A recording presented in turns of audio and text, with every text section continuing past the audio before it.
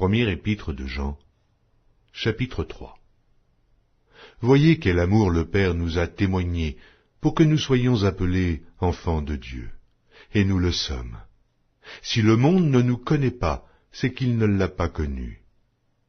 Bien-aimés, nous sommes maintenant enfants de Dieu, et ce que nous serons n'a pas encore été manifesté. Mais nous savons que, lorsque cela sera manifesté, nous serons semblables à lui, parce que nous le verrons tel qu'il est. Quiconque a cette espérance en lui se purifie, comme lui-même est pur. Quiconque pêche transgresse la loi, et le péché est la transgression de la loi. Or, vous le savez, Jésus a paru pour ôter les péchés. Il n'y a point en lui de péché. Quiconque demeure en lui ne pêche point. Quiconque pêche ne l'a pas vu et ne l'a pas connu. Petits enfants, que personne ne vous séduise. Celui qui pratique la justice est juste, comme lui-même est juste. Celui qui pêche est du diable. Et le diable pêche dès le commencement. Le Fils de Dieu a paru afin de détruire les œuvres du diable. Quiconque est né de Dieu ne pratique pas le péché, parce que la semence de Dieu demeure en lui, et il ne peut pécher, parce qu'il est né de Dieu. C'est par là que se feront reconnaître les enfants de Dieu et les enfants du diable. Quiconque ne pratique pas la justice n'est pas de Dieu, non plus que celui qui n'aime pas son frère. Car ce qui vous a été annoncé est ce que vous avez entendu dès le commencement.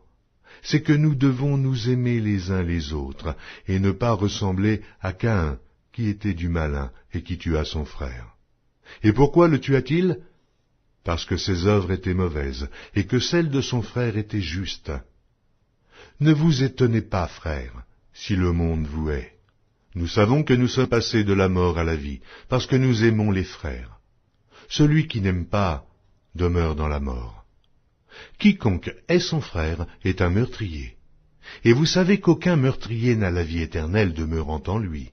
Nous avons connu l'amour en ce qu'il a donné sa vie pour nous. Nous aussi, nous devons donner notre vie pour les frères.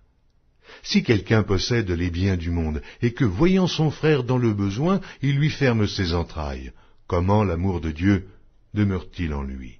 Petits enfants, n'aimons pas en parole et avec la langue, mais en action et avec vérité. Par là nous connaîtrons que nous sommes de la vérité, et nous rassurerons nos cœurs devant lui. Car si notre cœur nous condamne, Dieu est plus grand que notre cœur, et il connaît toutes choses. Bien-aimés, si notre cœur ne nous condamne pas, nous avons de l'assurance devant Dieu. Quoi que ce soit que nous demandions, nous le recevons de lui, parce que nous gardons ses commandements et que nous faisons ce qui lui est agréable. Et c'est ici son commandement, que nous croyions au nom de son Fils Jésus-Christ, et que nous nous aimions les uns les autres selon le commandement qu'il nous a donné. Celui qui garde ses commandements demeure en Dieu, et Dieu en lui. Et nous connaissons qu'il demeure en nous par l'Esprit qu'il nous a donné.